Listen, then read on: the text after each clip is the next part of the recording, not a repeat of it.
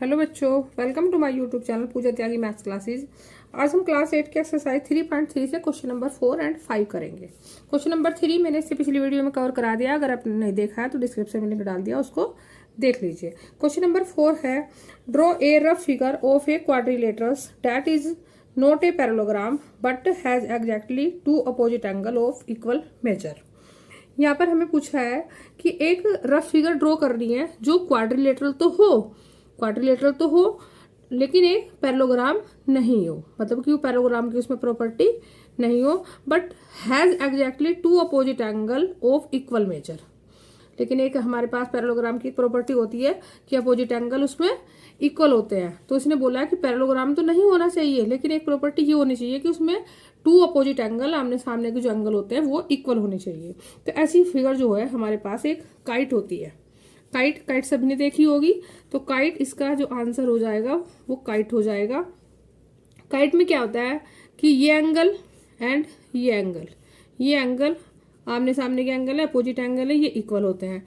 And ये angle और ये एंगल भी क्या होते हैं, इक्वल होते हैं। ठीक है, तो इसमें यही इसने पूछा है कि but has exactly two opposite angle of equal measure. तो ये इसके इक्वल होगा, ये एंगल एंड ये एंगल इक्वल होगा। जिसे आपको दिखाई भी दे रहे होंगे, ये एंगल थोड़े बड़े हैं और ये एंगल थोड़े छोटे हैं, क्योंकि यहाँ से ये क्या हुआ, नैरो हो गया, तो ये एंगल छोटे बने हैं, तो ये दोनों इक्वल है, ये दोनों इक्वल है, तो इसका जो आंसर हो जाएगा वो काइट हो जाएगा। नेक्स्ट क्वेश्चन नंबर 5 देखते हैं। क्वेश्चन नंबर 5 है, the measure of two adjacent angle of a parallelogram are in ratio 3:2। Find the measure of each of the angles of the parallelogram. यहाँ हमें क्या पूछा है, उसने कहा है कि two adjacent angle of a parallelogram are in ratio 3:2। एक पैरेललोग्राम दिया है, ये पैरेललोग्राम है हमारे पास, जैसे ए बी सी डी। इसके दो एडजेसेंट का मतलब होता है दो साथ वाले।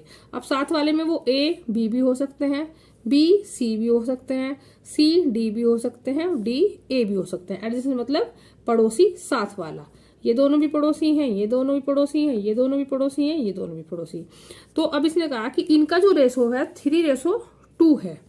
तो इसका मतलब ये वाला जो एंगल है, इसको हम, ये बड़ा एंगल है, इसको 3, और जब रेशो में दी हुई होती है, कोई भी चीज रेशो में दी हुई होती है, तो उसके सामने एक हम कुछ मल्टीपल लगा लेते हैं। इसका मतलब है कि ये इतने गुना है और ये 2x यानी कि 2 गुना है, ये 2 गुना है और ये 3 गुना है। ये एंगल थोड़ा बड़ा है तो हमने इसको 3x मान लिया और इसको 2x मान लिया।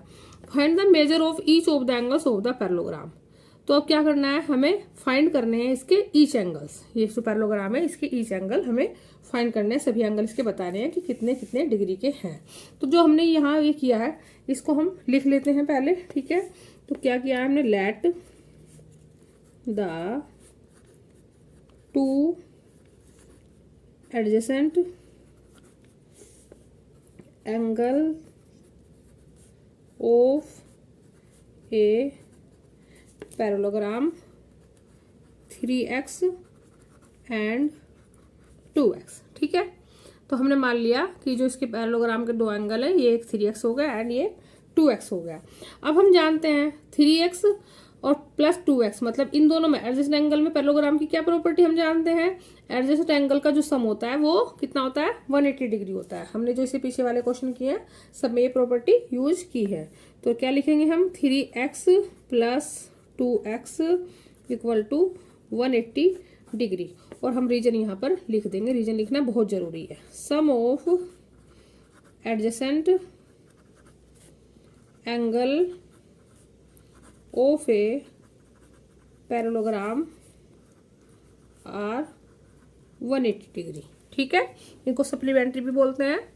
जो sum of adjacent angle of parallelogram are supplementary, मतलब कि सप्लीमेंट्री का मतलब ये है कि टू एंगल का जो सम है, एडजेसेंट एंगल ये मतलब पड़ोसी हो गए, इनका जो सम होगा वो 180 डिग्री होगा।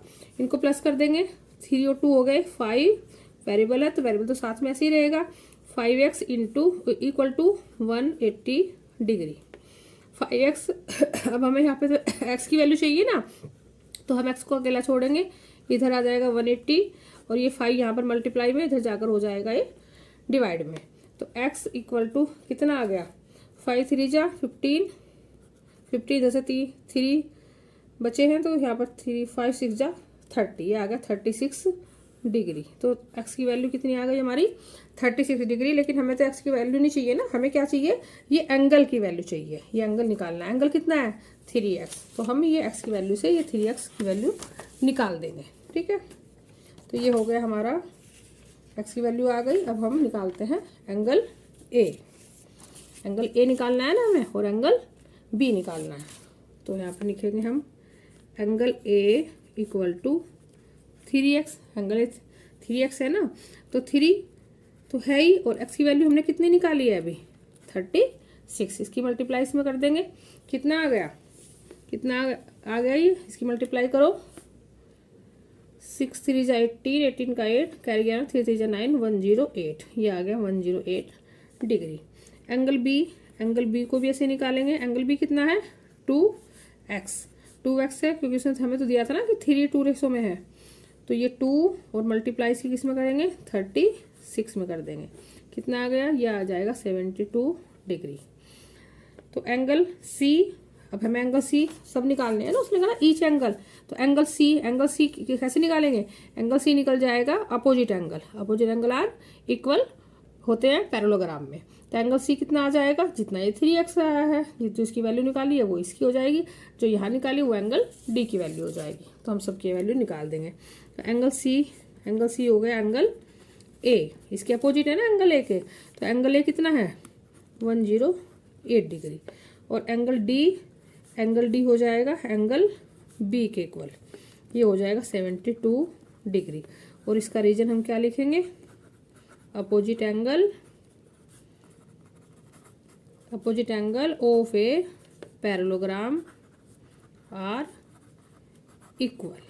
ठीक है, ये हमारा क्वेश्चन नंबर जो 5 था यहाँ पर कंप्लीट हो गया। तो क्वेश्चन नंबर 6 हम नेक्स्ट वीडियो में करेंगे। Thank you and subscribe my channel.